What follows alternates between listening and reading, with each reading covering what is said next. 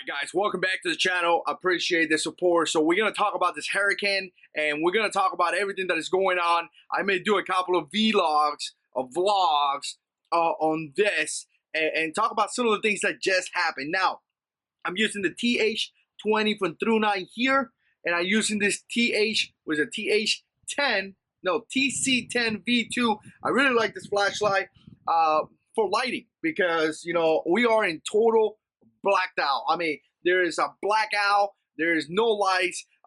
Currently, right now, they're saying that it's going to take about 3 to 4 to 5 days to bring lights back here into our neighborhood. Now, as you guys know, a lot of things happened this week. First of all, guys, I had a baby, and it's just amazing the way that God blessed me. You know, the baby is doing fantastic. Some of you guys been praying about it. Some of you guys been talking about it. I really, really appreciate it. The baby's doing great. My wife is doing amazing. You know, like I said, God has truly blessed me.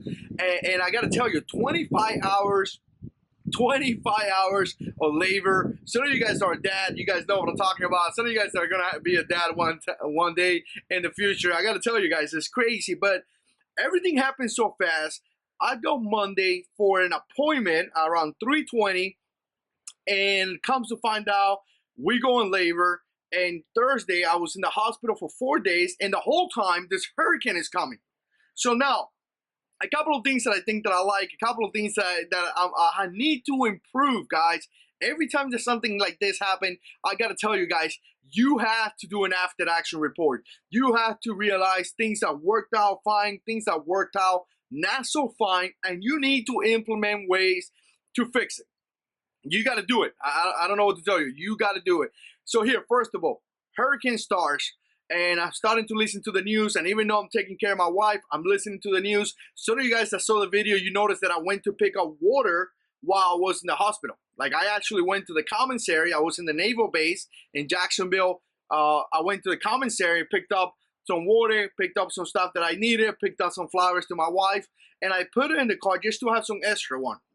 So again, started to listen to the news, and I started to reaching back to little brother. You guys know little brother is my buddy, and you know, we are family, so we started to reaching back, and we started to start that conversation. That is critical. I'm not there, so I need somebody to help me out. I need a team. I need people that we trust to help each other out. That's what you got to get. It's critical, because at one point you may not be there. So started to talk to little brother, started to talk to my mother-in-law, started to talk to people, started developing a plan. What are we going to do? This thing is coming, and it's supposed to be one of the worst hurricane since, like, I don't know, like 19-something, like years and years and years ago. At one point, the news was saying we will be killed. We ain't going to make it. So here's the deal.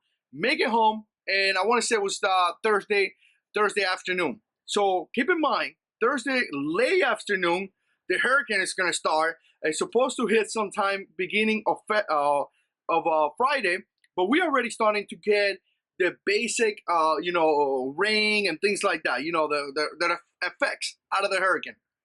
So here's what we do, guys. We started preparing for this thing. I mean, I hit the house and we started to prepare. And one of the things that I just learned from just right away is that I need to have a kid. I really do. You know, I moved here about a year ago. I still haven't finished setting up my moving, but I really do need to have everything in one spot so it could be easily grabbed. I grabbed my hurricane kit and I got all my stuff in there. And at one point I had that, but since I made it here, I haven't. I don't know why. Life gets in the way, right? But I do have everything. So me and little brother started getting flashlights. We started getting chargers. We need chargers to charge the batteries. We started getting all that. We got the walkie-talkies, you know, the two-way radio, so we could talk to each other in case, you know, a couple of times we had to go outside to check out how the house was doing. A bunch of the trees were hitting the house, so we have that little two-way radio that we could talk to each other. Again, it's not a crazy range, but it's good enough to be able to communicate from the front of the house to the back of the house. Guys, that makes it different. I got to tell you, that makes it different, especially in a hurricane. So we started working on gathering all the gear. We have food, we have water, we have all this stuff. Now, here's the kicker, guys. obviously I live in this place that we live is a rental. This house doesn't belong to me. I mean, I rented this house. So obviously I wasn't going to start making holes in the walls to cover the windows and things like that, because first of all, I don't even have the plywood. I just made it from my wife having a baby. So what I did was, that little brother came out with this great idea, and definitely I agree. We started picking up the mattresses and we put them against the walls. I mean, against the windows, the sliding doors, all those windows. We cover all that stuff. So the key here is that if something happened where the glass breaks, we are going to have a section, a mattress that is going to minimize or reduce that impact. Gotta start thinking, guys. I gotta tell you, start thinking. Sometimes we get wrapped up around this. Oh, I need this, I need that. You have so many things in your house. Use what you have. Just use it. So we put the mattresses, cover all those mattresses, all the huge points. We identify a house, a room of the house to run to in case something happened. So we identified that. And the next thing we did was identify a place where we're gonna be. I mean, I gotta tell you, 4 adults, 4 kids, 4 dogs. I mean, this is a huge, everybody's here. So we identified that. I think that went pretty well. We told the kids not to open extra doors and things like that. The other thing that we did is that we blocked the front of the house with the cars. And, you know, obviously, something comes through the front door, it's gonna hit the car. But hey, you know what? The car is better than my kids, my wife. So, hey, put the car out there. So we created that wall with cars to kind of hold the wind, because we knew where the wind was coming from. The wind wasn't coming from back here. The wind was coming from the front. So we wanted to have something that was going to block that wind from hitting the house. That's something that we actually did in Kuwait. When I was in Kuwait back in 2002, 2003, we did that a lot, just because of the sandstorm and things like that. So we did that. So that worked out pretty well. We already moved the cars, and that worked out pretty well. Now, here's a couple of things, guys. Power. Obviously, there's no power. My idea with the power was going to be simple. I was going to use my car. I got a way that I could pull electricity out of the car, and I did that. So I pulled this back, and now I have all my cell phones charging. I have all my batteries charging, you know, not this one, but the TC10. All the ones that I have 18560 batteries, all those batteries are charged. And I do have a way to recharge those batteries. So again, I'm not going to run out of batteries. I mean, again, at nighttime I use it. In the morning, I'm going to charge it. I have enough fuel in the car. I have enough fuel in little brother's car. So we cover that up. But again, lights out. We need to have flashlights to be able to see. That's critical. We have to see. Now, food, we have, you know, one of those camping stoves that we're going to cook there. We have gas. We also have a barbecue right there that we're going to utilize for food. So that's good. We cover with food. We cover with water. Those are the things that you got to start thinking. You know, so now here's the kicker, the fridge. I got food inside there, but guess what, guys? The way that I was going to power that didn't work out. So now tomorrow we got plan B. We're going to try to do plan B, see what we could do about that, because obviously if the fridge wasn't working or it's not working, we're going to have issues.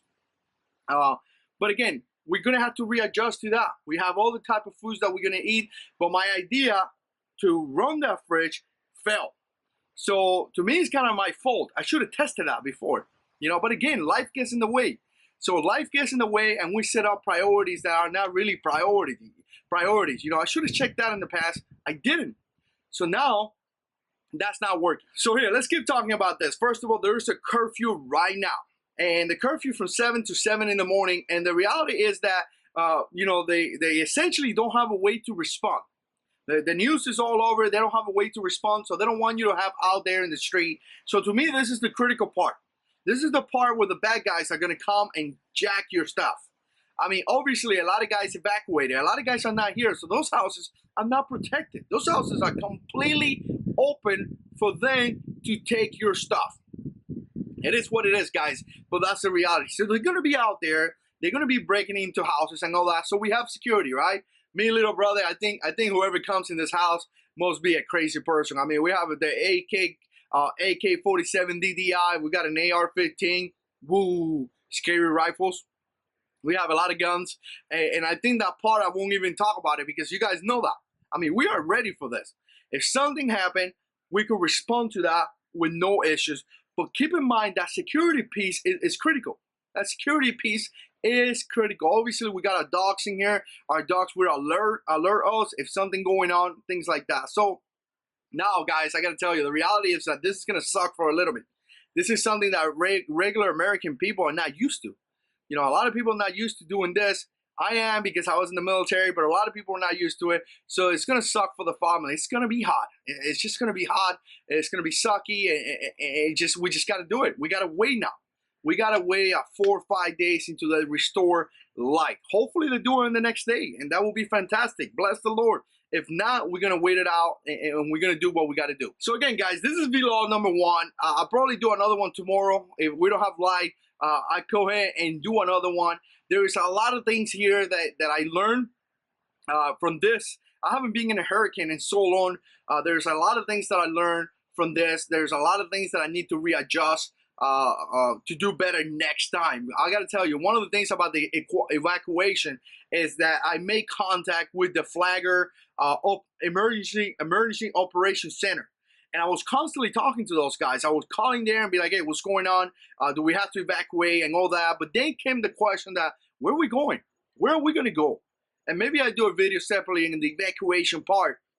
But again, at one point we almost left. At one point we almost left. And to tell you the truth, I wasn't that prepared to leave. I mean, again, and all comes down to the fact that I spent so many days in the hospital.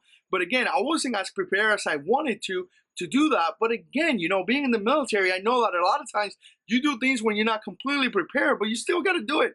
You still got to do it. But again, evacuation, shelters, I was able to get that type of information from those guys. So having that string line of communication open, that's why you have to have those cell phones to be able to call. It was critical. They gave me really, really good information. All right, guys, so I'm going to cut it right here. I'm going to do a second video, third video, fourth video. Again, I'm going to do a couple more videos later on, kind of give you more update here in Hurricane Matthew. And again, bless the Lord, we're good. For some of you guys that have been praying for me and my family, thank you so much. At one point, we really, really got scared, but we made it. We're here. We're going to continue to kick. We're going to continue to do videos. We're going to continue to do this because we love it. And as always, guys, God is in control.